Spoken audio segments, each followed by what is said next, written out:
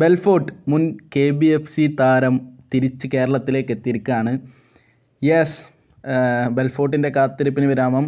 ആൾ വീണ്ടും കേരളത്തിലേക്ക് എത്തി. സംഭവം റൂമേഴ്സ് ഉണ്ടായിരുന്നു, പക്ഷേ ഇപ്പോൾ അത് ഒഫീഷ്യലായിരിക്കുകയാണ്. കാലിക്കറ്റ് FC ആണ് ആളെ സൈൻ ചെയ്തിരിക്കുന്നത്. കേരള ബ്ലാസ്റ്റേഴ്സ് അല്ല. കേരള സൂപ്പർ ലീഗിലെ ക്ലബ്ബായിട്ടുള്ള കാലിക്കറ്റ് FC ആണ് ഇപ്പോൾ ആളെ എത്തിച്ചിരിക്കുന്നത്. സംഭവം ഒരു വലിയ ടൂർണമെൻറ്റാണ് അവർ പ്ലാൻ ചെയ്യുന്നത്. എല്ലാ ടീമും ഇങ്ങനത്തെ ബിഗ് പ്ലേയേഴ്സിനെ സൈൻ ചെയ്യുന്നുണ്ട്. അതുപോലെ തന്നെ മുൻ ചെന്നൈയിൻ FC കോച്ചിനെ മലപ്പുറം FC എത്തിച്ചിട്ടുണ്ട്. സോ അതിന് പിന്നാലെയാണ് ഇപ്പോൾ ബെൽഫോർട്ട് ടീമിലേക്ക് എത്തുന്നത്. അതുപോലെ തന്നെ ആദിൽ ഖാൻ കണ്ണൂർ FCയിൽ സൈൻ ചെയ്തതായിട്ടും റിപ്പോർട്ട്സ് ഉണ്ട്. സോ ബെൽഫോർട്ട് ബ്ലാസ്റ്റേഴ്സ് ആരാധകർക്ക് ഒരിക്കലും മറക്കാൻ പറ്റാത്ത പ്ലെയറാണ്.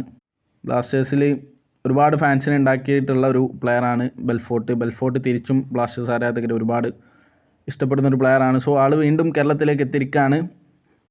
പിന്നെ KBFC ഒരു എക്സ്റ്റൻഷൻ കൂടി നടത്തിയിരിക്കുകയാണ്. സന്ദീപ് സിംഗിൻ്റെ കോൺട്രാക്റ്റ് 2027 വരെ നീട്ടിയിരിക്കുകയാണ്. സന്ദീപ് സിംഗ് ബ്ലാസ്റ്റേഴ്സിൽ തുടരും. നല്ലൊരു തീരുമാനമാണ്.